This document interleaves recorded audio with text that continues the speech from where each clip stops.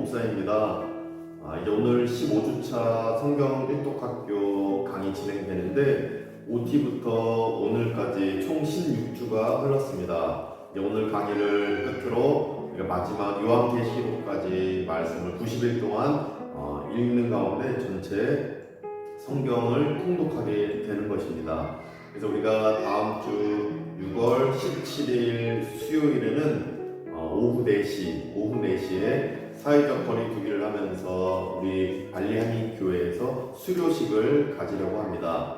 그래서 공지 문자와 함께 잘 그 시간과 장소를 확인하시고 우리가 함께 다음 주 수요일 6월 17일 수요일 오후 4시 발리하니 교회에서 함께 수료식을 진행하는 가운데 우리가 또 하나님께 영광 돌리는 시간을 갖기를 소망합니다. 이제 오늘 강의 제가 기도하고 시작하겠습니다. 하나님 감사합니다. 오늘 에베소서부터 요한계시록까지 강의 듣는 가운데 충만한 하나님의 은혜가 우리 안에 가득 넘치게 하여 주옵소서. 예수님 이름으로 기도드립니다. 아멘. 오늘 에베소서 말씀입니다. 에베소서 말씀을 우리가 살펴볼 텐데 우리가 쭉 복음서부터 사도행전 그리고 우리가 교회 시대를 쭉 살펴보면서 나아갔습니다. 바울의 1차 전도 여행, 2차 전도 여행, 3차 전도 여행을 살펴보았는데 그러면서 우리 사도 바울이 에베소라는 지역에서 하나님의 복음의 메시지를 전하게 됩니다. 에베소서 그 말씀이 사도 바울이 에베소에서 전한 그 말씀, 사도행전에서 에베소 지역에서 두란노 서원을 만들게 되고 2년 동안 하나님의 그 메시지를 두란노 서원에서 전하게 되면서 여러 가지로 하나님의 메시지를 전하는 가운데 큰 구원의 역사를 발견했던 사도행전 19장 말씀을 보면서 이 에베소서를 보게 되면 더 큰 감동이 있을 것입니다. 뿐만 아니라 사도행전 20장에 이 에베소 지역에서 사도 바울이 마지막 고별 설교를 전하고 예루살렘으로 떠나게 되는데 그 에베소서 그 말씀과 사도행전 20장 마지막 고별 설교 장면 이 부분들을 이 오버랩하면서 서로 살펴 비교해 볼 때에 더 큰 감동이 있게 될 것입니다. 그래서 오늘 일반 서신서 살펴보고 그리고 디모데전 후서, 디도서, 목회서신 살펴본 후에 히브리서, 요한 1, 2, 3서, 베드로 전후서, 일반 서신서 보고 마지막 요한계시록까지 살펴보면서 강의를 마치고자 합니다. 에베소서 말씀 보시게 되면 교재로는 페이지 588페이지입니다. 교재 588페이지 보시게 되면 이 에베소라는 지역은 로마에서 네 번째로 큰 도시입니다. 로마에서 네 번째로 큰 도시인데 이 에베소라는 지역의 특성상 이 에베소라는 지역은 사실은 해상무역이 발달했던 곳입니다. 해상무역. 근데 이 해상무역이 어찌된 연문인지 이 역사학자들에 따르면 갑자기 해상무역이 할 수 없는 그 상황 속에 들어갔다고 합니다. 그러니까 항구가 폐쇄되었다는 것입니다. 육로가 더 개발되고 항구가 폐쇄되다 보니까 해상무역이 잠정적으로 많이 약화되어지고 없어지기까지 되었던 이 에베소 지역의 특성이 있었는데 그러다 보니까 에베소 사람들도 먹고 살아야 되기 때문에 로마의 네 번째로 큰 도시이니까 사람들도 많고 먹고 살아야 되기 때문에 무엇이 갑자기 발달하게 되었냐면 아데미 신전을 두고 아데미 여신, 영어로 다이애나라는 이 여신 이름인데 이 아데미 신전을 두고 사람들이 신전에 있는 여러 기물들 그리고 관광 상품이라고 할까요? 아데미 여신을 본따서 만든 그 상품들을 판매하기에 이릅니다. 그러다 보니까 사도행전 19장 24절 사도행전 19장 24절 어떤 말씀이 나오게 되냐면 데메드리오라 하는 어떤 은장색이 그러니까 데메드리오라는 이름의 은 가공품을 만드는 사람이 이 아데미 신전에 있는 이 아데미 여신을 본따 만든 은으로 아데미 신상 모형을 만들어 직공들에게 적지 않은 머리를 하게 하더니 이렇게 말씀하고 있습니다.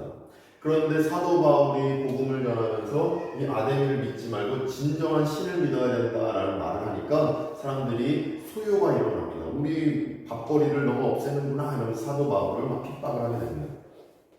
그러한 장면이 이 에베소라는 지역의 특성과 맞물려서 우리가 보게 될 때에 더 큰 에베소서의 그 말씀이 감동으로 오게 될 것입니다. 그러다 보니까 이렇게 우상이 강력한 곳이다 보니까 에베소서 말씀 1장 3절에 신령한 복을 강조합니다. 사도 바울이 신령한 복을 사모해야지 아데미 신을 빌미로 해서 너희들이 어떤 우상을 숭배해서는 안 된다. 이것을 사도 바울이 강조하는 것입니다. 근데 아데미 신전에는 역시나 이곳을 중심으로 창기들의 활동, 그러니까 아데미 여신을 숭배한다는 그 명목하에 창기들의 활동이 활발했던 지역이기도 합니다. 그러니까 음란함이 가득했던 것입니다. 음란한 지역 하면 또 어디가 떠오르십니까? 고린도서를 보게 되면 우리가 알 수 있습니다. 고린도 지역에는 그 비너스 신전이 있었습니다. 비너스 신전, 아프로디테 신전이 있다 보니까 많은 창기들이 있었습니다. 근데 역시나 이 여신, 아데미 여신의 신전이다 보니 창기가 있습니다. 이들의 예배드리는 것은 아데미 신전이 아니라 이 창기와 잠자리를 갖는 것이 예배드리는 것이었다. 이렇게 학자들은 얘기합니다. 그래서 음란함이 가득한 곳이 바로 이 아데미 신전이었다.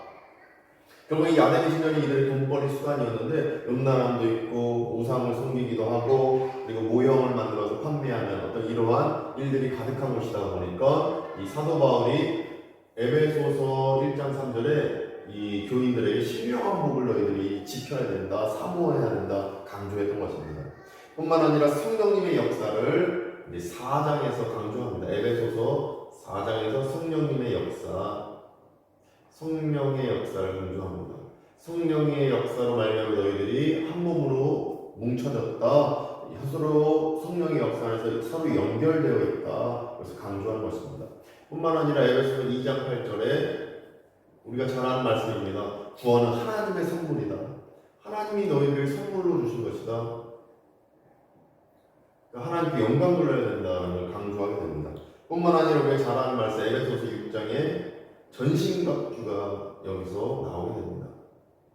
전신갑주를 착용해야 된다. 이 전신갑주를 착용해서 성령의 검으로 마귀를 대적해야 된다. 믿음의 그 흉패를 그것으로 막고 마귀의 어떤 공격을 우리가 대항해야 된다. 어떤 이러한 전신갑주가 에베소서 6장에 나오게 됩니다. 그래서 이러한 에베소서의 그 배경에 따라 에베소서 말씀이 지금 우리에게도 통용되는 말씀인 것입니다. 지금 우리는 어떤 마귀의 관계, 어떤 귀신의 세력, 어떤 이러한 영적 싸움이 가득한 에베소 지역이라는 곳처럼 우리도 영적 싸움이 가득한 곳에 머물러 있는 것입니다. 이러한 삶에서 승리하려면 이 에베소서 말씀이 우리 감동을 주고 우리 전신갑주를 무장해야 됨을 에베소서 말씀 읽을 때에 우리가 깊게 묵상하기를 간절히 원합니다. 자, 그래서 에베소 지역이 우리 화면 보시면 사도 바울이 로마에서 가택연금을 당했음을 우리 사도행 28장에서 보게 되는데 그 상황에서 에베소 지역에 이렇게 편지를 보냈던 것입니다. 에베소 지역이 지금의 터키 지역, 이 소아시아 터키 지역, 이것이 바로 에베소 지역입니다.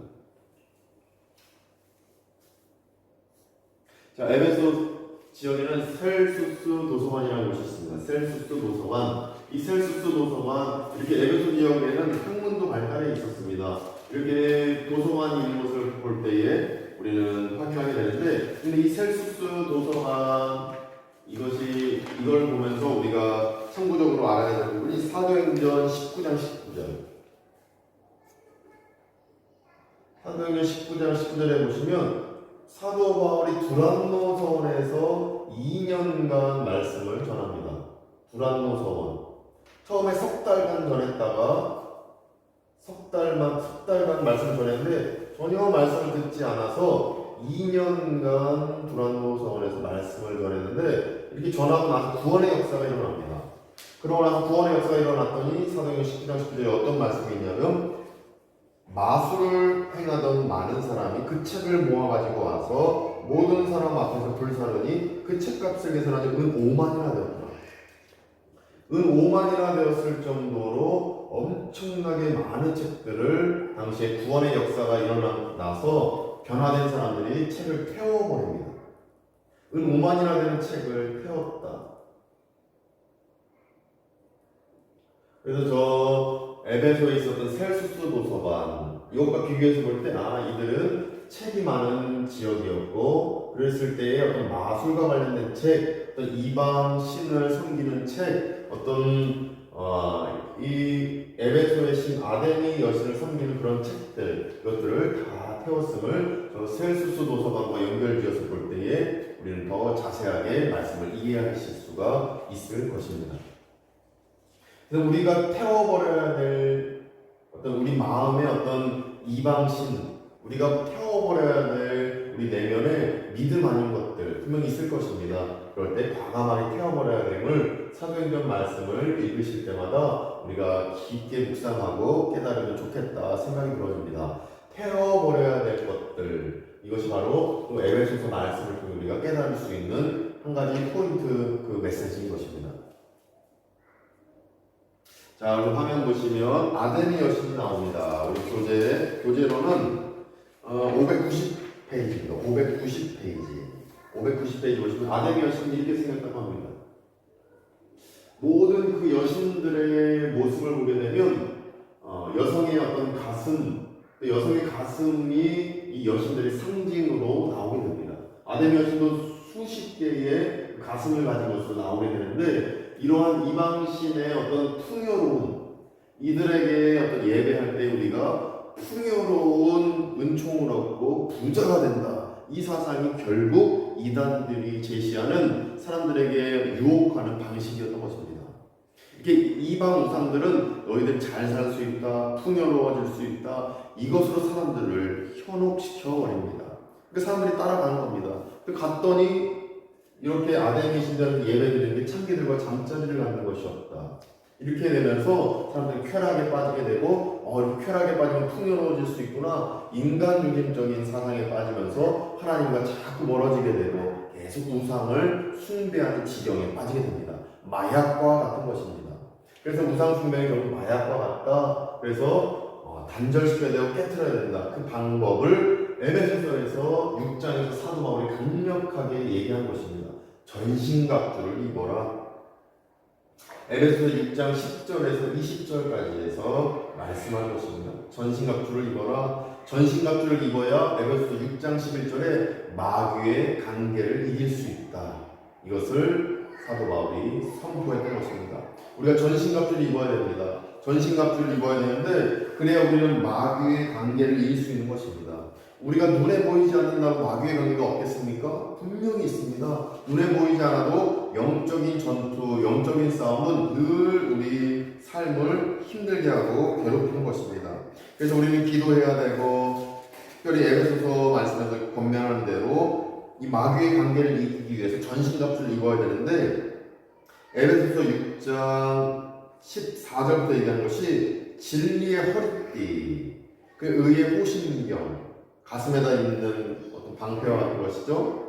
그리고 평안의 몸을 준비한 신발, 그리고 믿음의 방패, 그리고 구원의 투구, 그리고 성령의 검, 6가지를 가질 때에 우리 승리할 수 있음을 말씀하고 있는 것입니다. 그래서 이 말씀을 읽을 때에 차분히 하나씩 묵상하시면서 온전히 우리가 영적인 싸움에서 승리해야 됩니다. 근데 결국 영적인 싸움에서 승리하는 것은 18절에서 이렇게 얘기합니다. 모든 기도와 간구를 하되 항상 성령 안에서 기도하고 이를 위하여 깨어 구하기를 항상 힘쓰며 여러 성도를 위하여 구하라. 그리고 기도할 때 6가지 전신갑주를 충만하게 무장할 수 있는 것입니다. 기도할 때 되는 것입니다. 그래서 영적인 싸움 분명히 있습니다. 영적인 싸움에서 이거야 우리 실제 삶에서 승리할 수 있는 것입니다. 그래서 제가 설교 때도 말씀드렸지만 중보기도 하는 것, 1시간 기도하는 것, 매일같이 기도하는 가운데 하나님께 용감 돌리는 것, 그리고 전신갑주를 입는 것, 이 에베소서 말씀 읽을 때에 연관시켜서 이 기도라는 중요성을 계속 살펴보시기를 간절히 원합니다. 그럴 때 저 아데미 여신이 주는 유혹, 나를 믿으면 성공한다, 잘 살 수 있다, 쾌락에 빠지는 것, 마약과 같은 저 유혹, 그것을 단호하게 끊을 수 있는 것은 기도로 전신갑주를 입을 때 가능한 것입니다. 그래서 에베소 말씀 깊이 묵상하기를 간절히 소망합니다.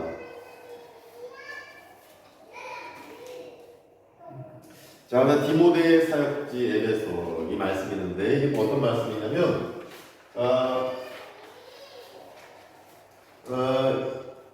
이렇게 3차 전도 여행을 사도 바울 일행이 떠나게 됩니다. 3차 전도 여행을 떠나는 가운데 에베소 교회, 이 에베소 지역에 누구를 남기게 되냐면 자기의 아들과 같고 자기의 제일 오른팔 제자였던 디모데를 에베소 교회에 남깁니다. 이것이 교재로 592페이지에 있습니다. 교재로 592페이지에 있고 디모데전서 1장 3절입니다. 디모데전서 1장 3절에 어떤 말씀이 있냐면 내가 마게도냐로 갈 때에 마게도냐 어디입니까? 이 그리스 지역으로 이렇게 갈 때에 너를 권하여 에베소에 머물러 한 것은 누구입니까? 디모데에게 에베소에 머물러라 라고 디모데전서 1장 3절에서 사도 바울이 얘기하고 있습니다. 그러니까 에베소라는 교회, 너무나도 중요한 핵심 교회였던 것입니다. 에베소 교회에 디모데를 남겨놓고 디모데가 사역하게끔 사도 바울이 남겨두었던 것입니다. 그래서 어떤 얘기를 하냐면 디모데전서 1장 3절에 에베소에 머물러 하는 이유는 어떤 사람들을 명하여 다른 교훈을 가르치지 말며 그러니까 복음 전해야 되니까 에베소에 내가 너를 머물라고 한 거다. 디모데전서 1장 3절에 사도 바울이 기록해 놓았습니다. 결국 에베소에는 복음이 필요한 교회입니다. 결국 이러한 우상 숭배, 아데미 신전, 우상에게 휩쓸려 있는 불쌍한 사람들, 그들이 믿어야 됐던 복음이었던 것입니다. 그래서 이 에베소 지역이 곧 지금 내가 살고 있는 지역이다. 이런 생각도 해보게 됩니다.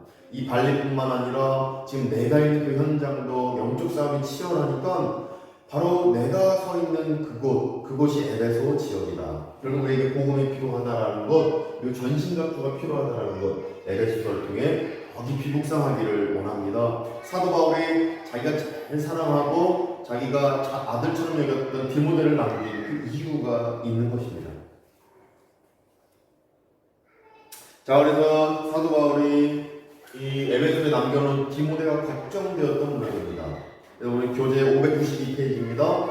디모데전서를 디모데에게 보내게 됩니다. 어디에 있는 디모데에게 보냅니까? 에베소에서 사역하는 디모데에게 디모데전서라는 목회 서신을 보내게 됩니다. 디모데전서 핵심 딱 두 가지입니다. 몇 가지라고? 두 가지인데 첫 번째로 연소함, 나이가 어린 너를 업신여기지 않도록 너가 온전하게 하나님의 뜻대로 행해야 됨을 에베소 이 디모데전서에서 사도 바울이 얘기하고 있는 것입니다. 디모데전서 4장 12절입니다. 너의 연소함, 나이 어린 부족함을 업신여기지 못하도록 말과 행실과 사랑, 믿음, 정절에 있어서 믿는 자의 본이 되어라. 말과 행실, 사랑, 말하는 거, 그리고 행실, 행동, 사랑 베푸는 거, 하나님 앞에 믿음, 하나님을 믿는 믿음, 그리고 정절, 얼마나 하나님 앞에 거룩한 삶을 사는지에 대한 정절, 이것에 있어서 믿는 자의 본이 되면 나이 어린 것, 어떤 부족한 부분들은 커버가 되어진다. 이것을 디모데에게, 사랑하는 아들 디모데에게 권면했던 것입니다. 결국에는 우리가 성도의 삶이 바로 이것과 같은 것입니다. 말과 행실과 사랑과 믿음과 정절에 있어서 본이 될 때에 믿지 않는 비신자들이 우리를 온전한 성도로 인정해 줄 것입니다. 그들이 인정하고 인정 안 하고가 중요한 건 아니지만 우리도 디모데처럼 말, 행실, 사랑, 믿음, 정절을 실천하는 가운데 온전한 성도의 모습으로 나아가야 될 것입니다. 이것이 디모데전서에서 우리가 배울 첫 번째 부분이고, 두 번째 왜 디모데에게 편지를 보냈는가 보니까 건강 때문입니다. 건강. 이것이 어떤 핵심 메시지였다. 디모데전서 5장 23절입니다. 디모데전서 5장 23절에 어떤 말씀이냐면 이제부터는 물만 마시지 말고 너의 위장과 자주 나는 병을 위하여는 포도주를 조금씩 쓰라. 이렇게 말씀하고 있는 것입니다. 건강을 염려했던 것입니다. 건강을 염려하면서 온전히 하나님의 일을 하기 위해서 건강 지켜야 된다. 그래서 우리가 여기서 알 수 있는 것은 무엇입니까? 영적인 일을 위해서, 그리고 육적인 일을 위해서. 영적인 일, 육적인 일, 영육의 강건함을 위해서 이렇게 메시지를 자기 아들 디모데에게 보냈던 것입니다. 영적인 아들 디모데에게 영적인 일에 대한 어떤 권면, 육적인 일에 대한 권면을 이루기 위해서 영육의 강건함을 위해서 디모데전서라는 목회서신을 보냈다. 영육의 강건함이 너무 중요한 것입니다. 디모데전서 볼 때에 우리가 목회서신이라고 우리는 일반적으로 얘기하지만 그러나 목회서신이 곧 우리 성도된 자들의 마땅한 행함들을 가르쳐주는 메시지가 담겨있는 서신서입니다. 그래서 영적인 일, 육적인 일 모두 영육의 강건함을 위해서 디모데전서 읽으시면 참 좋을 것 같습니다. 디도서를 그 다음에 보냅니다. 디도서 교재로 594페이지입니다. 이 디도서는 무엇이냐? 디도라는 지도자에게 보내는 서신서입니다. 디도가 당시 어디서 사역했는가 보니까 사도 바울이 이제 예루살렘으로 갑니다. 마지막 고별 설교를 하고 에베소 장로들에게 고별 설교를 하고 사도행전에 있죠.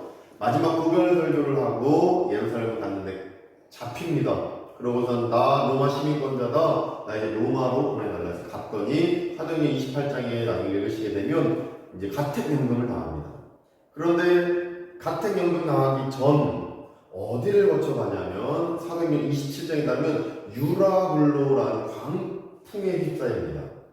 유라굴로라는 광풍에 휩싸이기 전에 미항이라는 곳에 도착해서 머무른 다음에 그 다음에 로마로 떠나는 가운데 유라굴로라는 광풍이 일어나는데 바로 그 부근에 있는 섬 이름이 바로 그레데 섬이라는 곳이 있습니다. 그레데 섬. 자, 앞서 우리가 PPT를 봤던 여기입니다. 자, 여기 예루살렘이 있습니다. 예루살렘. 자, 여기서 배 타고 갑니다. 이때 여기 미항이라는 곳이 있습니다. 미항. 여기에 딱 머무릅니다. 사도행전 27장에 따르면 머물렀다가 사도 바울은 가지 말자 하는데 이 로마 군인하고 선장들이 왜 가지 말라고 그러냐? 우리가 볼 땐 가야 된다고 떠납니다. 여기서 떠났는데 유라굴로라는 광풍을 여기서 만납니다. 바로 이 섬이 그레데 섬입니다. 그런데 이 그레데 섬에서 남겨놓았던 사람들이 떠올랐던 모양입니다. 그레데 섬에 남겨놓았던 어떤 교회, 복음을 전했던 사람들, 그곳에 이제 디도라는 지도자도 있는데 그들에게 권면의 얘기를 전한 것이 바로 이 디도서입니다. 디모데전서 보내고 나서 에베소에 있는 디모데에게 편지 보내고 그 다음에 그레데 섬에 있는 디도에게 편지를 보냈다라는 것입니다. 그런데 이 그레데 섬 사람들은 어떤 사람들이냐면 이 그레데 섬 사람들은 디도서 1장 12절을 보면 거짓말쟁이, 악한 짐승, 게으름뱅이 이런 별명이 있는 사람들이 그레데 섬 사람들이다. 사도 바울 편지 디도서 1장 12절에 얘기해 놓습니다. 얼마나 이 나쁜 사람들입니까? 거짓말쟁이, 악한 짐승, 게으름뱅이. 바로 우리입니다. 바로 우리를 얘기하는 것입니다. 바로 나를 얘기하는 거다라는 관점으로 묵상하면 더 큰 하나님의 은혜를 얻게 될 줄 믿습니다. 그리고 디도서 1장 16절 보시게 되면 왜 거짓말쟁이고 악한 짐승이고 게으름뱅이다라는 이 별명이 붙여졌냐 보니까 디도서 1장 16절에 그들이 하나님을 시인하나 행위로는 부인하니 가증한 자다. 입으로는 나 하나님 믿습니다, 예수님 믿습니다 라고 하는데 그 행동과 행위는 믿지 않는 자처럼 행하니까 거짓말쟁이, 악한 짐승, 게으름뱅이 이렇게 얘기하는 것입니다. 그래서 바로 저의 모습입니다. 나도 믿음 있다 여기고 하나님 믿습니다 얘기하지만 게으름뱅이고 거짓말쟁이고 악한 짐승임을 보게 되는데 그래서 디도서 1장 16절 하나님을 시인하나 행위로는 부인하니 가증한 자의 모습이 바로 나임을 디도서 말씀을 보는 가운데 우리가 깨닫고 회개하면서 이제는 행위까지도, 그리고 말하는 것까지도, 우리의 믿음의 고백까지도 행위와 연속성상에 있도록 우리가 기도하며 기도서를 보게 되면 더 큰 은혜를 얻게 될 줄 믿습니다. 자, 그래서 기도의 사역지 이 글에 대해서 앞서 봤지만, 여기서 이제 시돈이라는 지역에서 떠나다가 이곳 미항에 도착하게 된 것입니다. 그래서 이곳에서 잠시 도착했을 때에 이 복음을 전하게 되고, 복음을 전할 사람이 있어서 디도를 보내게 되지만, 이제 로마에 있을 때 이 디도에게 편지를 보내기 바로 디도서다, 이렇게 보시면 되겠습니다. 자, 이 화면에 있는 바로 이곳이 그레데 섬입니다. 어떻게 보면 발리처럼 생겼습니다. 그림이 발리처럼 이렇게 생긴 섬이 바로 이 그레데 섬인데, 디도서를 볼 때 특별히 우리 발리에 있으니까 어떤 우리 발리 지역을 생각하면서 그레데 섬 사람의 특징, 발리 섬 사람의 특징, 어떤 이러한 묵상하는 가운데 이 디도서를 읽는다면 더 큰 하나님의 그 적용점을 우리가 발견할 수 있게 될 줄 믿습니다. 디모데후서입니다. 디도서를 보내고 나서 디모데에게 마지막 편지를 보내게 됩니다. 사도 바울의 마지막 서신서, 학자들에 따르면 이 디모데 후서입니다. 제일 마지막에 사랑하는 아들 디모데에게 편지를 보낸 것입니다. 역시 디모데가 어디에 있습니까? 에베소에서 사역하고 있었습니다. 그래서 우리 교재로 596페이지입니다. 596페이지. 보시면 이 디모데후서에서 사도 바울이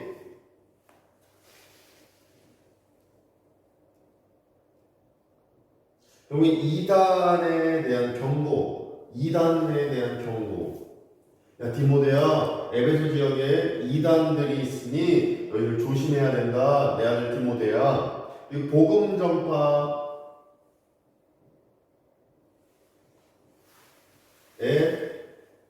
전파를 힘내서 끝까지 해라. 이단에 대한 경고, 복음 전파를 힘내서 끝까지 해라. 이 메시지가 있는 것입니다. 이단에 대한 경고, 디모데후서 2장 17절에 있습니다. 그들의 말은 악성 종양이 퍼져나가는 것 같은데, 악성 종양은 무엇입니까? 암입니다. 암덩어리가 세포가 얼마나 빠릅니까? 그 파급력, 확산의 속도는 굉장히 빠른 그 암덩어리들인 것입니다. 그러한 자들과 똑같다. 그들의 말은 악성 종양이 퍼지는 것과 똑같다. 이단 세력 조심해라. 이렇게 디모데에게 경고합니다. 바른 진리 안에 있어야 된다. 복음 온전히 전해야 된다. 이단에 대한 경고를 디모데후서 2장 17절에서 하고, 복음 전파를 힘내서 끝까지 해라. 지치지 말아라. 이것을 디모데후서 4장 8절에서 하게 됩니다. 마지막 말을 하게 됩니다. 이 얘기를 하고, 디모데야 잠깐 나에게 오면 좋겠다. 어떤 책 하나를 갖고 와라. 그리고 두루마리 내 덮을 것 좀 갖고 와라. 이렇게 아들 디모데에 권면하고, 디모데후서를 마지막으로 학자들에 따르면 사도 바울의 순교를 당하게 됩니다. 그래서 마지막 이 메시지 절절하게 사도 바울이 다 얘기하고 수많은 말을 했는데, 마지막 말 우리가 귀 기울여 봐야 될 텐데, 디모데후서 4장 8절에 어떤 메시지를 전하냐면, 이제부로는 나를 위하여 의의 멸류관이 예비되었다.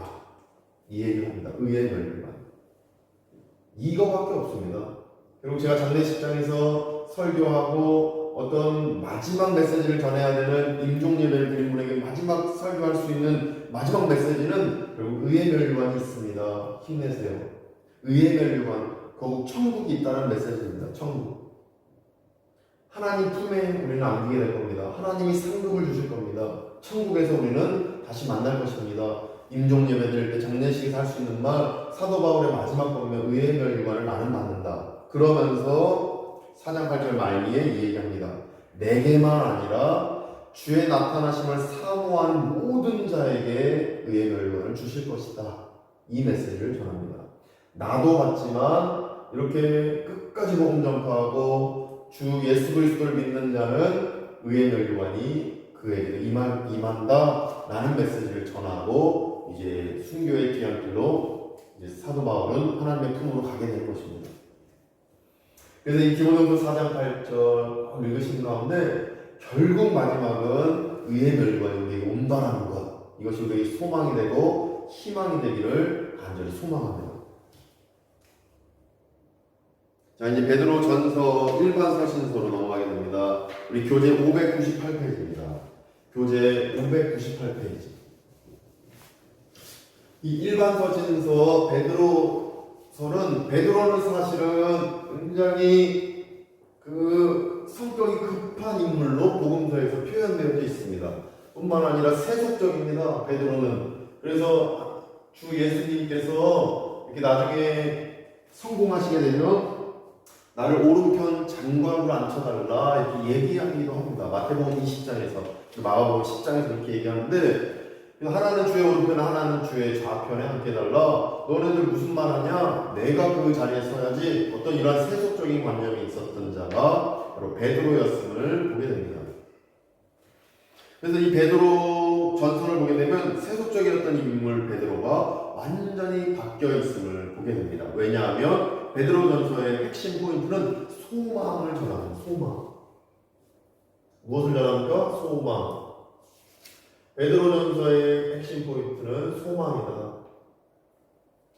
그래서 왜 이 소망을 전하는가 보니까 당시에 로마의 네로 황제가 있었습니다. AD 60년 그 시기에, AD 60년 시기에 로마 황제 네로 황제라는 인물이 있었는데, 네로 황제는 포악하기로 유명합니다. 근데 그 사람이 통치하던 시기에 로마에 큰 대화 화재가 일어납니다. 이거 역사학자들도 증명하는 얘기입니다. 큰 그 화재가 일어났는데 로마 네로 황제가 포악하고 아주 계산이 빠릅니다. 이대로 두면 내 정치 생명이 위험할 수 있을 것 같다. 정적들이 나를 공격할 것 같다. 이 생각 때문에 로마 대화제를 저들이 행한 거다라고 이 대상을 물색해야 됐던 것입니다. 그 시선을 돌려야 됐던 것입니다. 내가 잘못한 게 아니라, 내가 부도덕해서가 아니라 저들이 화재를 저질렀다. 불을 일으킨 거다. 그 지목된 대상자들이 기독교인들이었습니다. 기독교인. 이들의 그 핍박이 시작됩니다. 네로 황제의 핍박. 이 시기가 AD 64년 경이었습니다. 근데 이 핍박이 일어나기 전에 하나님께서 무엇을 예비하셨냐면 AD 60년경에 베드로에게 베드로 전서를 작성케 하셨던 것입니다. 당시 초대교회 사람들에게 베드로 전서를 작성케 하셔서 사도 바울로 이 베드로로 하여금 소망을 전하게 하나님이 예비하셨던 것입니다.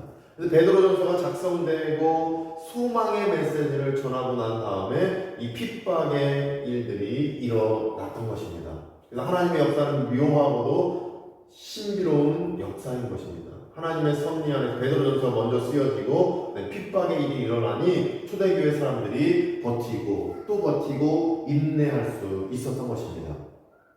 그래서 베드로전서 4장 14절에 보면 어떤 메시지가 있냐면, 너희가 그리스도의 이름으로 치욕을 당하면 복 있는 자로다. 영광의 영 곧 하나님의 영이 너희 위에 계십니다.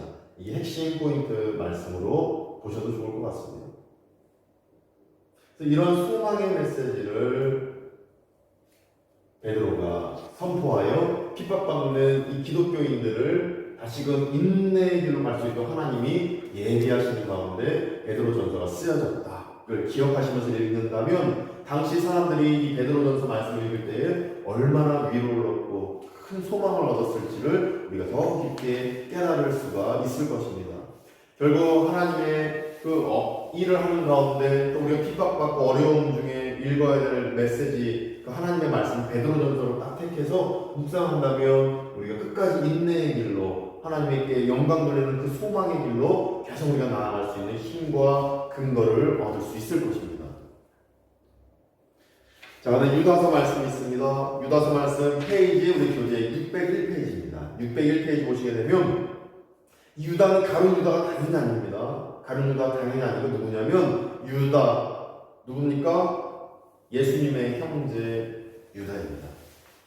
예수님의 형제 중 한 명인 유다. 이 유다가 기록한 이 서신서인데 교회 내에 들어온 이단들이 가득했던 모양입니다. 당시에 교회 내에 이단들이 가득했던 것입니다.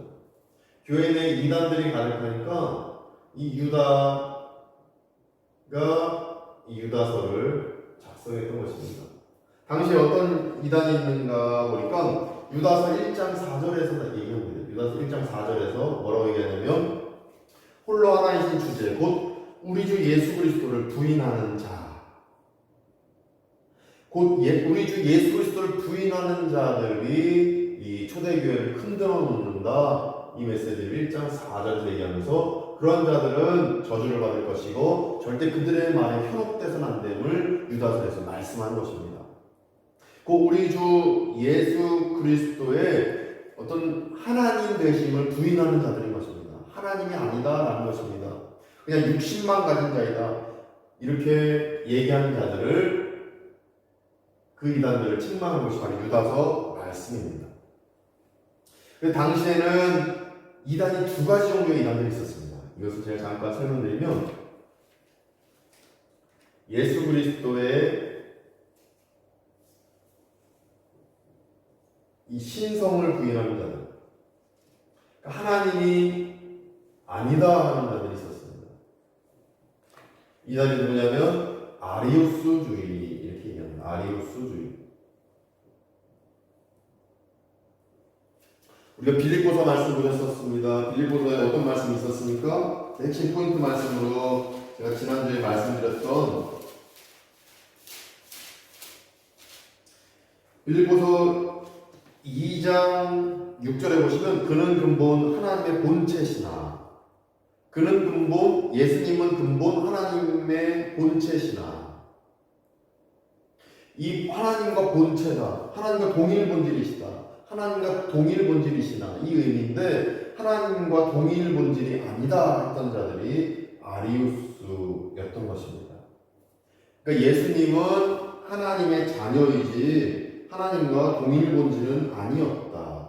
그러니까 하나님이 출산한 것이다. 예수님을 출산한 것이다. 그래서 하나님은 예수님을 만드신 분이라서 성부 하나님, 하나님이 더 위에 있고 예수님은 아래에 있다. 동일 본체가 아니다. 이렇게 얘기했던 자가 아리우스입니다. 그러니까 하나님이 아닌 예수님을 주장했던 것입니다. 그래서 오늘 유다서에서 이렇게 하나님이 아닌 예수님을 아리우스주의적인 주장을 했던 자들을 경계하는 게 바로 유다서의 핵심이었던 것입니다. 그래서 신성을 부인하는 자들은 이 어떤 식으로 나아가게 되냐면 자신들의 정욕대로 나아가게 됩니다.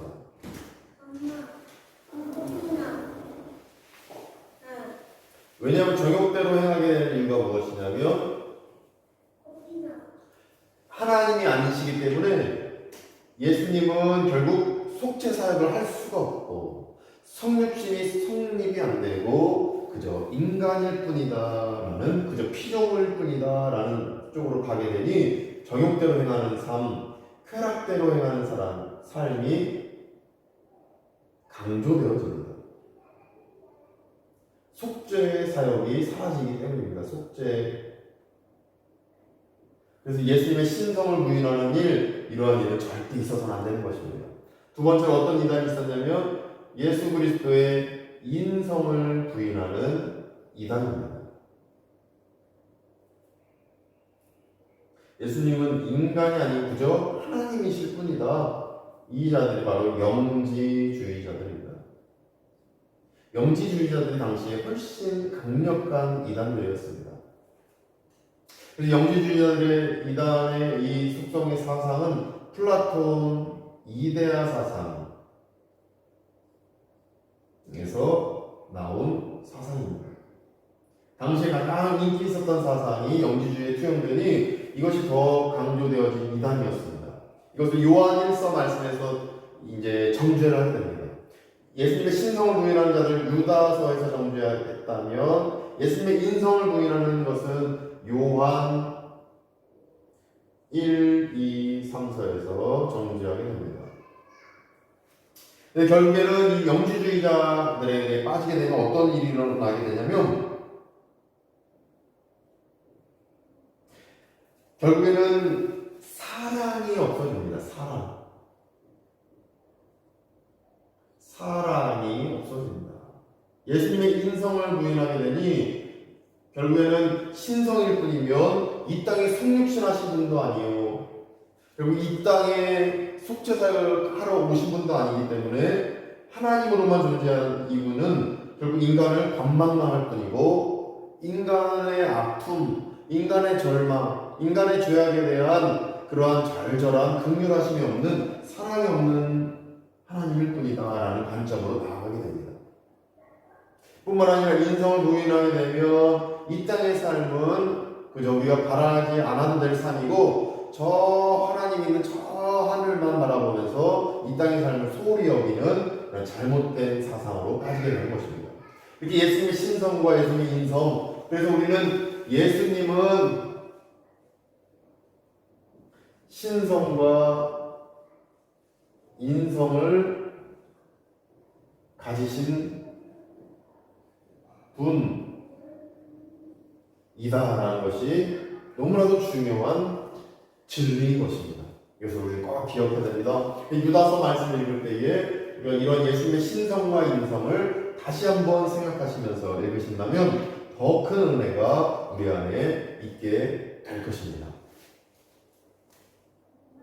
자, 베드로후서 말씀이 또 있습니다. 베드로후서 우리 교재로는 602페이지입니다. 602페이지 보시게 되면 베드로후서 말씀은 결국 베드로가 마지막 권면의 말씀을 하는데 어떤 말씀이냐면 참 지식을 붙들어야 된다.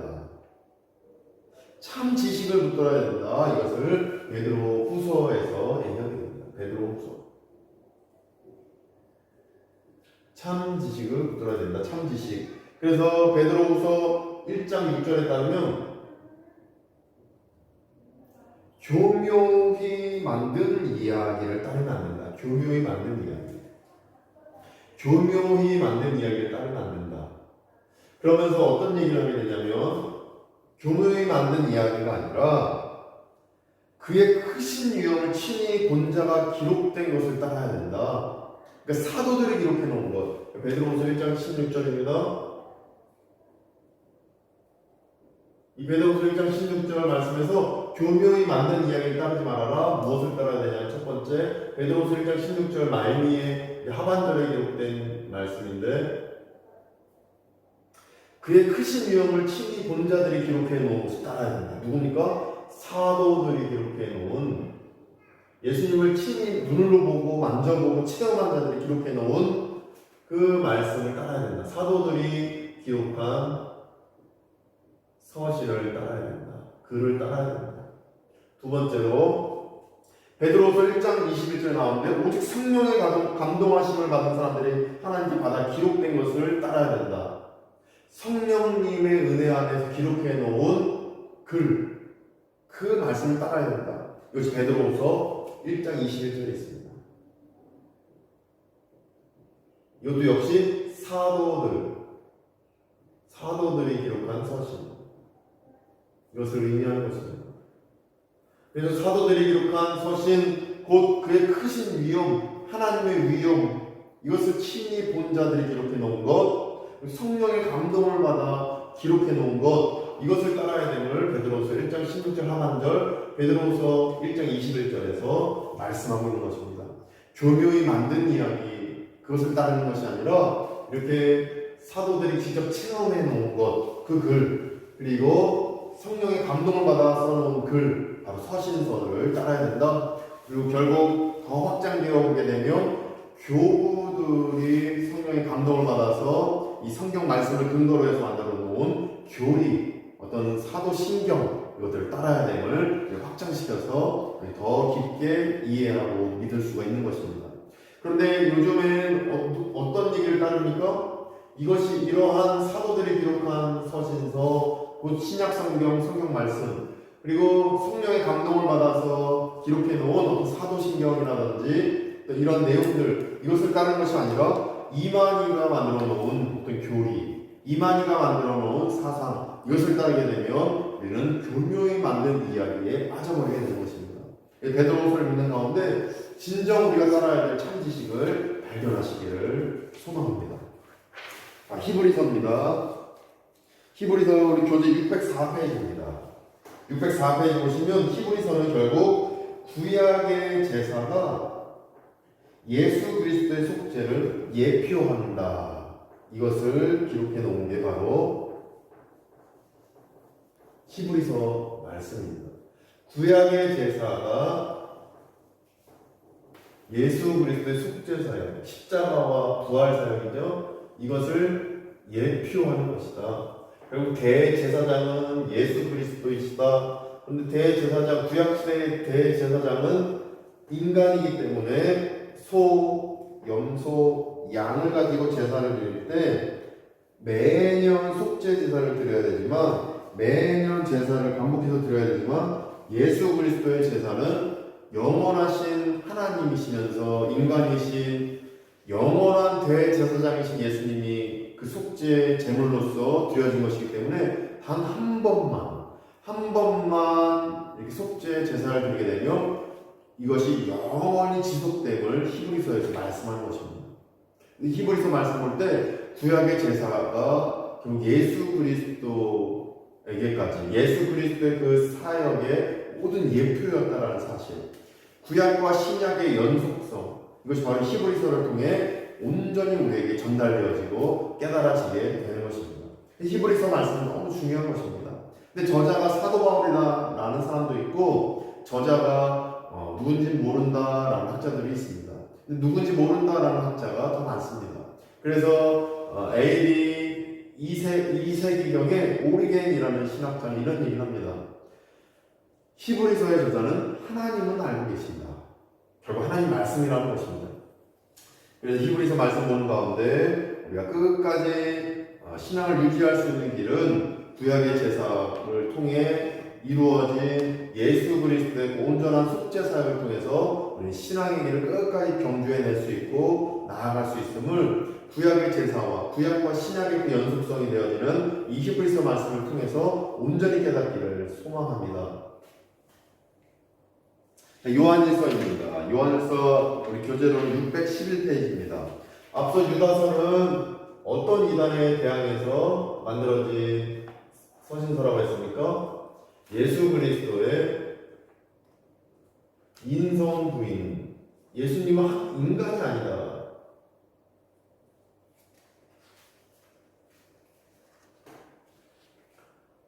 예수 그리스도의 신성을 부인한다. 예수 그리스도의 신성, 예수님은 하나님이 아니다. 예수님의 신성을 부인하는 자에게 이 유다가 기록해 놓은 게 바로 유다서입니다. 예수님의 신성을 부인하면 어떻게 됩니까? 예수님은 인간이기 때문에 그저 인간일 뿐이다. 예수님의 신성을 부인하면 예수님은 그저 인간이기 때문에 속죄 사역이 무너집니다.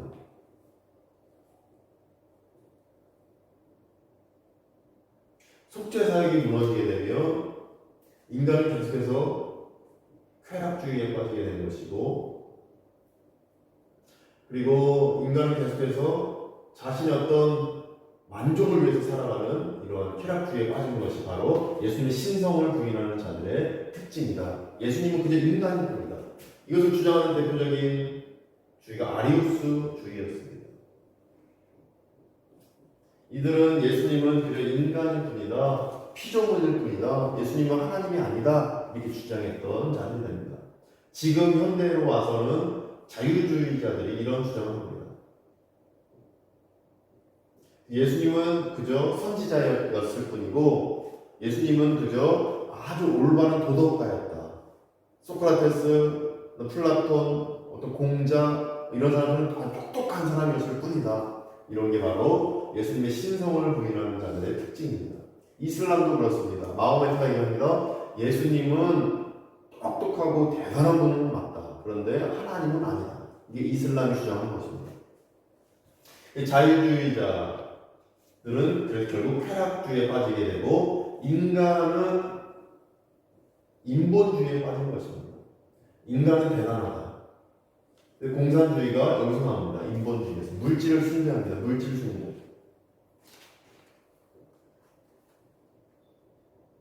예수님의 신성을 부인하게 되면 이러한 쾌락주의, 인본주의, 물질 숭배주의에 빠지게 됩니다.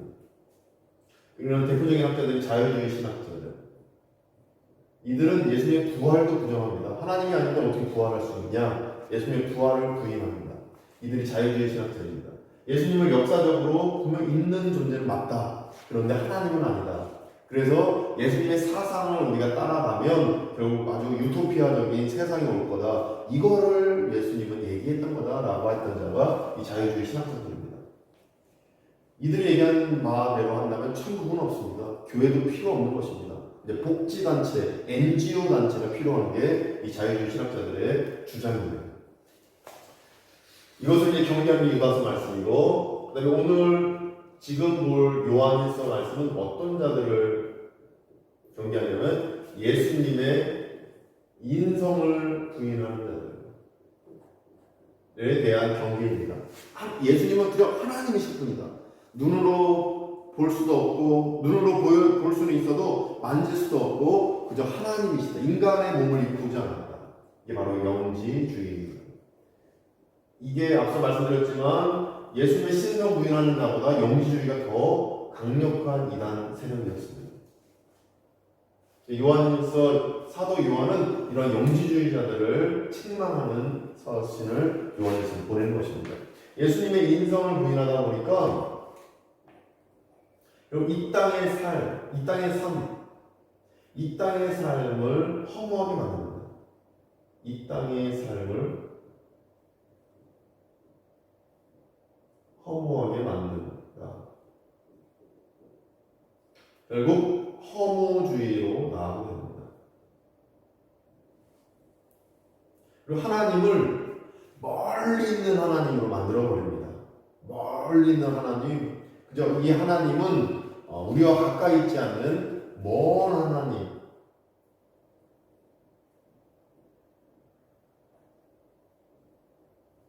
먼 하나님으로 만들어 버립니다. 하나님은 인간의 육신을 아니고 있기 때문에 우리의 아픔, 우리의 죄, 우리의 어떤 부족한 부분 이걸 모르시고 긍휼히 여기실 수 없는 분입니다. 멀리 있는 하나님으로만 존재하게 됩니다. 그래서 이 땅이 허무한 허무주의로 빠지게 되고 멀리 있는 하나님으로 빠지게 될 뿐만 아니라 예수님은 인성이 아니시고 하나님으로만 존재하기 때문에 이 땅에 오신 적이 없는 것입니다. 왔어도 그냥 하나님으로서 영으로서 존재해서 왔을 뿐이다 이렇게 주장하는 것입니다. 근데 당시에 이 주장이 왜 이렇게 먹혔냐면 왜 이렇게 인기 있는 주장이었냐면 플라톤의 이데아 사상과 맞물리는 사상이었기 때문입니다. 영은 좋은 것, 육은 나쁜 것. 이것이 바로 이데아 사상인 것입니다. 그래서 이 영지주의 사상이 당시에 굉장히 인기였다. 근데 인기였던 이데아 사상을 바탕으로 만드는 영지주의를 비판하는 요한일서가 있는 걸 보면 결국 하나님의 메시지는 인기 영합주의가 아니라 결국 하나님은 올바른 말씀을 배언하는 참된 진리임을 알 수 있는 것입니다. 당시 인기에 편승했다면 당시의 사도들이 인기에 편승해서 글을 작성하고 서신을 보냈다면 영지주의를 옹호하고 영지주의에 빠져버린 글을 썼어야 됐을 것입니다. 플라톤 이데아 사상에 빠져버린 서신을 보냈어야 될 것입니다. 그런데 그것을 배격하고 아니다. 우리가 아무리 인기 있어도 우리는 바른 말을 할 거다. 영지주의는 잘못된 거다. 하나님은 하나님이시면서 인간으로 오신 분이 예수님이다. 우리는 참 진리를 전할 뿐이다. 요한일서에서 고백하고 있는 것입니다. 그래서 당시에 인기 영합주의에 빠져버린 글이 아니라 참된 하나님의 메시지이고 진리임을 알 수 있는데, 근데 우리가 이 성경이 정경 외에 외경이 또 있습니다. 외경, 그리고 이 정경이 아닌 비정경 성경들이 있는데 도마 성경이라는 것들이 있습니다. 우리 도올 김용옥 선생님이 도마 복음서 이거를 강의를 하면서 이렇게 예수님의 신성을 강조하고 어떤 예수님의 어떤 인성을 강조하는 어떤 이런 메시지를 전한 적이 있었는데 잘못된 부분들을 이제 얘기하고 있는 것입니다. 이 도올 김용옥 선생은 영지주의 입장에서 예수님을 전하게 됩니다. 결국에는 우리가 볼 때 정경으로 되어 있는 이 서신서들은 당시의 어떤 플라톤 이데아 사상이라든지 당시 인기 있는 사상에 어떤 휩쓸려서 전해진 서신서가 아니라 온전히 하나님의 메시지를 전한 성령의 감동대로 전한 서신서이고 하나님의 메시지인 것을 그래서 우리 여기서 또 알 수 있을 것입니다. 근데 지금으로 치면 이 예수님의 인성을 부인하는 자가 신천지로 볼 수 있을 것입니다. 왜냐하면 당시에 예수님이 인성으로 오신 것이 아니라 지금 이만희가 예수님의 인성으로 온 자다라고 여기는 게 신천지이기 때문입니다. 이만희가 예수님이다. 예수님은 2000년 전에 인성으로 오셨습니다.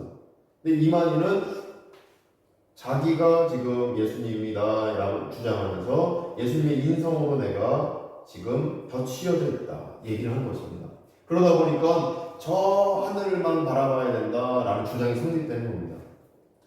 그래서 이만희는 저 하늘만 바라보면 결국에는 이 땅의 것을 다 허무한 것이고 먼 저 하나님, 멀리 있는 저 하나님은 결국 우리가 14만 4천이 될 때 올라갈 것이다. 직장도 때려치고 결혼도 할 필요 없고 그리고 다 신천지의 모든 물질을 바쳐야 된다. 이 주장하는 게 바로 이만희인 것입니다. 영지주의가 결국 신천지로 이어짐을 우리는 보게 되는 것입니다. 이러한 관점으로 요한일서 말씀 볼 때 더 큰 감동과 은혜가 우리에게 있을 것입니다. 자, 요한이서 말씀 보시게 되면 교재로 614페이지입니다. 요한이서 말씀은 영지주의를 없애는 일에 대한 메시지가 또 있습니다. 요한이서 1장 7절에 보시면 예수님께서 육체로 오심을 부인하는 자와 이런 자가 미혹하는 자의 적그리스도다. 예수님께서 육체로 오심을 부인하는 자, 인성을 부인하는 자, 이러한 자가 적그리스도다 얘기한 것입니다. 예수님이 이때 육체로 오시지 않고 이만희가 결국 예수님이 육체로 오신 것이다. 이만희가 결국 예수님이다. 이 주장 신천지 이게 바로 적그리스도인 것입니다. 이 요한이서 1장 7절에 기록되어 있습니다. 결국 예수님의 인성을 부인해서는 안 되는 것입니다. 영지주의로 빠지게 되면 우리 이 땅의 삶을 허무한 것으로 보게 되고 병원 안 가도 된다. 저 하늘 영적인 것만 추구하게 되는 큰 잘못에 빠지는 것입니다. 이것이 바로 요한이서 말씀 볼 때 우리가 넘어가서는 안 되는 것입니다. 그래서 최근에 유행했던 것들이 어떤 성령주의, 성령님께 기도하면서 집회에서 성령님을 받아야 된다. 성령님이 이 치아를 아말감으로 된 치아를 금리발로 바꿔준다. 어떤 이런 성령의 역사를 강조하게 되는데 그것도 다 영지주의의 일환인 것입니다. 예수님의 인성은 그렇게 어떤 갑작스러운 인간의 어떤 그 순차적이고 어떤 자연스러운 하나님의 그 역사, 이 땅에 인간을 배려한 하나님의 은총 이런 것들을 거부하게 만든 것이 다 이러한 예수님 인성을 부인하는 영지주의의 일환인 것인데 그것이 다 성령주의도 이러한 이단에서 파생되어진 것이다 이렇게 보시면 될 것 같습니다. 자, 요한삼서 말씀 보시게 되면 우리 교재로 616페이지입니다. 615페이지입니다. 교재 615페이지 보시면 이 요한삼서 말씀은 결국 진리를 따라야 된다. 그리고 이러한 인기 영합주의, 영지주의라는 사상과 이런 아리우스주의라는 이런 철학적인 부분, 이런 세상의 철학이 들어와서 진리를 왜곡시키는 것을 따르는 자들은 교만해진다라는 메시지가 요한삼서에 기록되어 있습니다. 요한삼서 1장 9절 보게 되면 어떤 메시지냐면 디오드레베는 으뜸되기를 좋아하는 자다 이 얘기를 합니다. 디오드레베. 초대교회 디오드레베라는 자가 있었는데 그는 사람들 앞에 군림하기를 좋아하고 으뜸되기를 좋아했던 자였다 얘기합니다. 이 영지주의를 파생시킨 자, 이런 아리우스주의를 파생시킨 자, 이러한 자들 모두 으뜸되기를 좋아했던 자들이었다. 당시 이 플라톤 철학을 아주 신봉하고 아주 인기 영합주의에 빠져서 이데아 사상, 대단한 사상, 나 으뜸 돼야지. 그래서 복음 안에 참 진리 복음이 있으면 이 복음 자체가 복음인 것인데 이 복음 안에 철학, 어떤 세상의 학문 이게 들어가면 복음이 변질된 것입니다. 부패해버린 것입니다. 복음은 복음인 것입니다. 복음 자체로 있을 때 복음의 은혜가 있는 것이지 이 복음의 철학, 세상 학문 이런 게 들어가면 복음이 변질된다. 교회 안에는 오직 말씀만 있어야 됩니다. 복음만 있어야 되고 진리만 있어야 됩니다. 세상의 방식, 세상의 경영 지식, 세상의 학문들이 들어가게 되면 교회는 교회 아닌 것이 되는 것입니다. 그래서 오직 복음은 복음대로 있어야 됨을 우리는 유다서, 요한 1, 2, 3, 4 볼 때에 깨달을 수 있고 또 감동을 받을 수 있는 것입니다. 자, 이제 계시록 말씀 페이지 616페이지입니다. 계시록 말씀은 요한계시록은 상징 언어로 기록되어 있습니다. 상징 언어. 이 상징 언어가 무엇이냐면 어떤 666 짐승의 숫자. 그리고 여기 화면 보시면 일곱 인봉체 어린 양, 대환란 하나님의 진노, 천년 왕국과 최후의 심판. 이건 상징 언어, 묵시 언어다 얘기하는데 다니엘서도 묵시 언어로 쓰여져 있습니다. 이런 묵시 언어, 상징 언어는 결국에 왜 이러한 상징 언어로 쓰여졌는가 보면은 상징 언어는 기록한 자만 해석할 수 있습니다. 그리고 이 기록하게끔한 성령님의 감동을 받아 기록했기 때문에 성령님으로만 이 상징 언어를 해석할 수 있습니다. 뿐만 아니라 성령님의 감동에 따라 이 상징 언어가 기록된 당시의 역사적 배경을 볼 때 이 상징 언어를 기록할 수 있습니다. 왜냐하면 상징 언어를 쓴 그 이유가 무엇이냐면 당시에 핍박을 받던 로마의 핍박을 받던 상황에서 보통 언어로 일반 사람들이 쓰는 언어로 사용해서 기록했다라면 요한계시록 이 요한이 쓴 서신서를 통해 요한을 죽이려 드는 자들이 있었을 것입니다. 로마의 핍박을 피하기 위해서 로마의 그 감시를 피하기 위해서 상징 언어로 기록되어 있을 때 결국 이 상징 언어를 해석할 수 있는 이 사람들에 의해서 어떤 해석되어지고 로마에 의해서 체크받고 검열받을 때 통과될 수 있기 위해서 상징 언어로 쓰여졌다. 이렇게 보시면 될 것 같습니다. 따라서 요한계시록을 가지고 이단들은 이 상징 언어를 자기 멋대로 풀어버립니다. 예를 들면 하늘 보좌와 예배, 이 하늘 보좌는 이것이고 예배는 이런 의미나 대환란과 하나님의 진노, 이 대환란은 지금 어떤 이런 전쟁을 예표한다. 미국과 뭐 아랍권의 그 전쟁, 또 9.11 사태, 이게 대환란의 징조다. 천년왕국이 올 것이고 최후의 심판이 곧 올 것이다. 어떤 이런 종말론적인, 말세 종말론적인, 그리고 지금 당장 임하는 임박한 종말론적인 사상을 펼치는 자들이 이단들인 것입니다. 이러면서 14만 4천이라는 얘기도 나오게 되는데 이거 상징 언어입니다. 14만 4천, 12라는 숫자는 완전수입니다. 12 곱하기 12는 144입니다. 완전한 숫자 144입니다. 144에 곱하기 1000, 1000이라는 숫자도 유대인들에게는 상징 언어로서 완전한 숫자입니다. 144 곱하기 1000, 14만 4천이라는 이 숫자는 그래서 완전 모든 사람들을 다 포함하는 숫자다라는 의미가 있는 것입니다. 그런데 14만 4천, 딱 그 문자적으로만 해석하는 이만희는 14만 4천이 이루어지면 우리는 저 하늘나라, 좋은 하늘나라, 영지주의적인 관점에서 저 하늘나라, 육적인 건 다 포기하고 저 하늘나라에 우리가 가서 천국을 맛보며 떵떵거리며 행복하게 살 수 있다. 이렇게 주장하는 자가 이만희인 것입니다. 그러나 14만 4천이라는 숫자는 결국 완전수입니다. 완전수. 온 인류를 의미하는 숫자가 14만 4천입니다. 왜냐하면 완전한 숫자 12에 그 완전한 숫자 12를 곱했을 때 또 그 완전한 숫자 1000을 곱하면 14만 4천이 나오는데 이건 곧 온 인류를 상징하는 숫자다. 그 모든 사람이 구원을 얻을 수 있는 건데 이만은 14만 4천으로 한정지어버린 것입니다. 영지주의적인 관점에서. 그래서 이만희는 이단이다. 그렇게 해석하면 요한계시록이 좌로나 우로나 빠져버리게 되는 겁니다. 우리는 역사적으로 상징 언어를 바탕으로 성령님의 인도하심 안에서 전체 성경 66권을 토대로 요한계시록을 해석해야 됩니다. 어떻게 해석해야 된다고요? 자, 제일 위에다가 적겠습니다. 요한계시록 해석하는 거. 이러면 이단에 안 빠집니다. 첫 번째, 역사 배경. 이때 당시 요한계시록이 어떻게 쓰였는지 역사 배경을 알아야 되고, 상징 언어임을 알아야 됩니다. 문자적으로 해석하면 안 됩니다. 아마겟돈 나오는데 아마겟돈 전쟁, 지금의 석유 전쟁이다. 1차 대전, 2차 대전 아마겟돈 전쟁이었다. 이 천년왕국 시작된다. 이렇게 문자적으로 해석하면 이단 돼버립니다. 상징 언어임을 기억하면서 666 숫자 나옵니다. 짐승의 숫자 666. 이것이 바로 로마 숫자에는 네로 황제, 이 N이라는 그 로마 그 철자에는 숫자들이 다 배열되어 있습니다.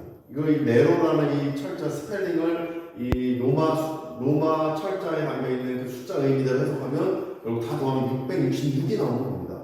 네로 황제를 상징하고 있다라고 우리 신약학자들은 얘기하는데 이 지지자들이 많습니다. 저도 그거에 동의하고 있습니다.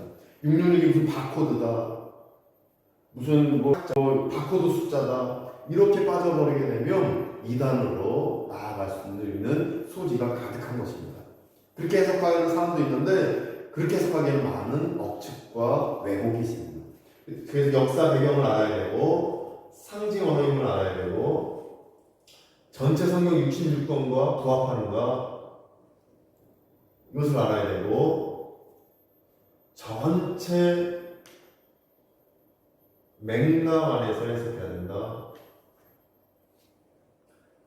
단어 하나, 한 절 그렇게 가지고 해석해버리면 이단됩니다. 요한계시록이 1장부터 22장까지인데 이 전체 맥락에서 해석해야 우리는 억측과 왜곡에 빠지지 않습니다. 다섯 번째, 성령님의 감동 안에서 해석해야 됩니다. 근데 5번만 있으면 어떻게 됩니까? 성령님의 감동만 있으면 어떻게 됩니까? 2만이 되는 겁니다. 역사 배경 빼버리고 상징어를 빼버리고, 왜냐하면 성령님의 감동은 귀에 붙이면 귀, 코에 붙이면 코걸이가 되기 때문입니다. 성령님의 감동이 있다 그래서 다 담는 게 아니라 이런 검증이 있어야 됩니다. 역사 배경, 상징 언어 안에서 이걸 바르게 봐야 되고 성경 66권에 부합하는가, 전체 맥락대로 해석했는가 이걸 봐야 됩니다.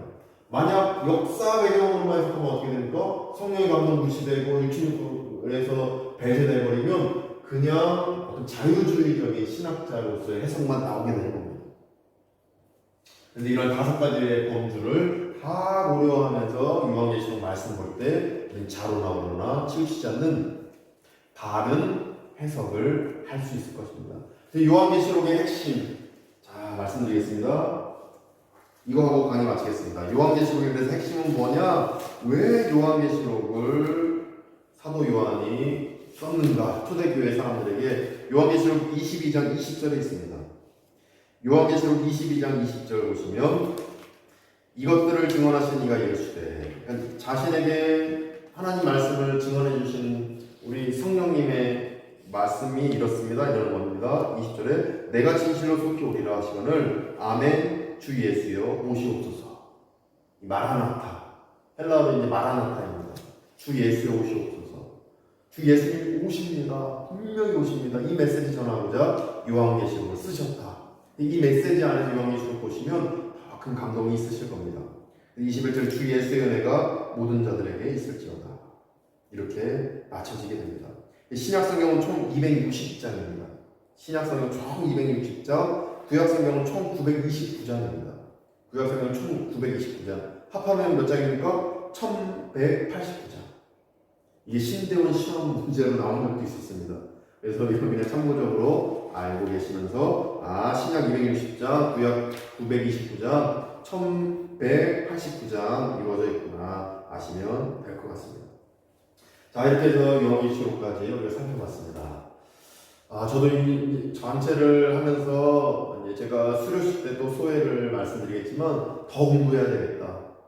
이 성경 지식 내가 알고 있다라고 하는데 찾을 수는 있는데 다 머릿속에 넣은 게 또 까먹은 것도 있고 잊어버린 것도 있고 더 공부해서 성도님들께 더 알찬 지식과 감동을 드려야겠다 이런 또 반성 아닌 반성도 해보게 됩니다. 그래서 우리가 수요 쉬는 날 다음 주 6월 17일 수요일 오후 4시 우리 부목사님 공지 드릴 겁니다. 모여서 우리가 사회에서 거리 두면서 수요식 하는 가운데 큰 은혜가 우리 모두에게 있으면 참 좋겠다 생각됩니다.